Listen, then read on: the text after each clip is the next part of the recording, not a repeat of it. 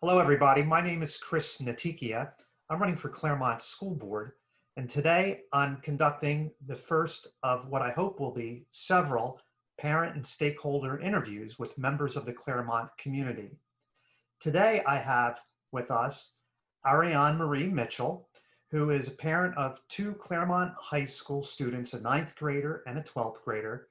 She's also a physician and researcher at Loma Linda Medical Center. So Ariane, what's your experience been in the Claremont Unified School District? We've been proud members of the Claremont community since 2011. We are transplants. We moved here from New York State.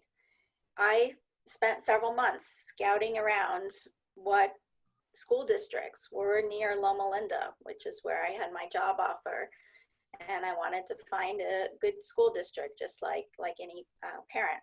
Through multiple different sources, Claremont was recommended, and we're very happy with that decision. My son started here in third grade, and my daughter started in kindergarten. They're now both in the high school, and we've had some not so good experiences, but overall, we've had many good experiences. The kids, I think, have been well educated. My son's applying for colleges now. I think he has a pretty good shot at many good colleges. There's some wonderful extracurriculars. My daughter's been involved with the band program at El Roble, as looking forward to continuing in the jazz band at the high school. So, we're glad with our decision to move here. Wonderful. So in your opinion, how do you think the Claremont Unified School District can improve? Sure. So that's a big question. I think two things come to mind. One is probably a little bit influenced by my work, which is focused on preventing mental health problems in children. So I'm very aware of that on a professional level. But I think on a parent level, I've noticed over the past several years, as my kids have moved through junior high experiences into high school, that we're not immune to some of the tragedies that can affect that age group. We've had some suicides, we've had some drug overdoses, and I'm sure there's many more near misses that I don't know about. And that makes me sad, because I think of Claremont as an overall well-educated community. The school district is above average.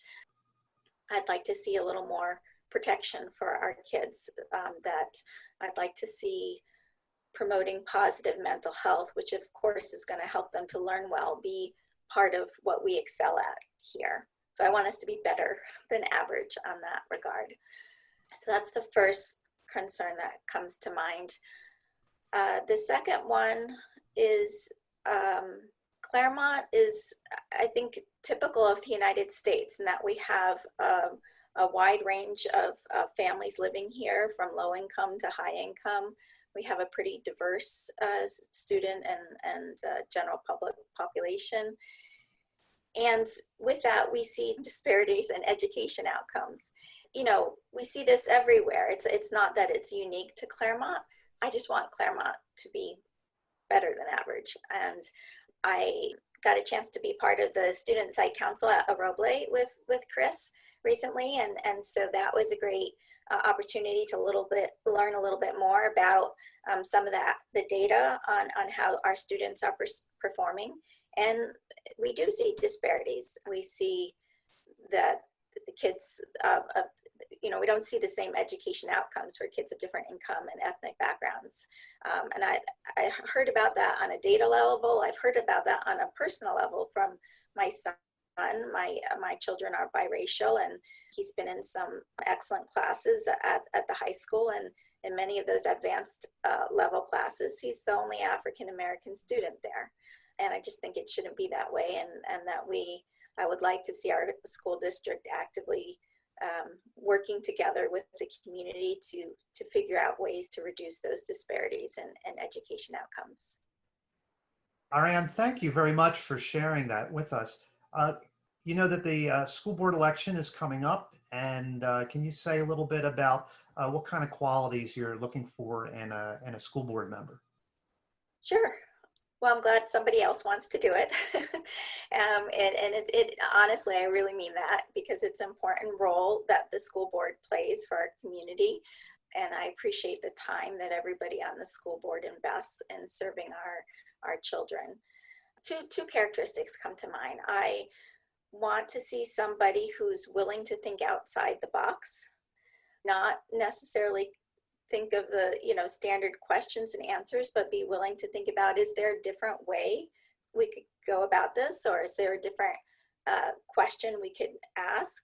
And Chris, I was on the student site council with you at El Roble, and I heard you asking some of those questions, and it was great to have that be part of the conversation. So I think that's a really important characteristic that matters to me. Especially when you're thinking about change or improvement, you have to elect people who are going to be willing to think about how do we go about creating those changes and improvements. A second characteristic that comes to mind I think is important is being detailed oriented.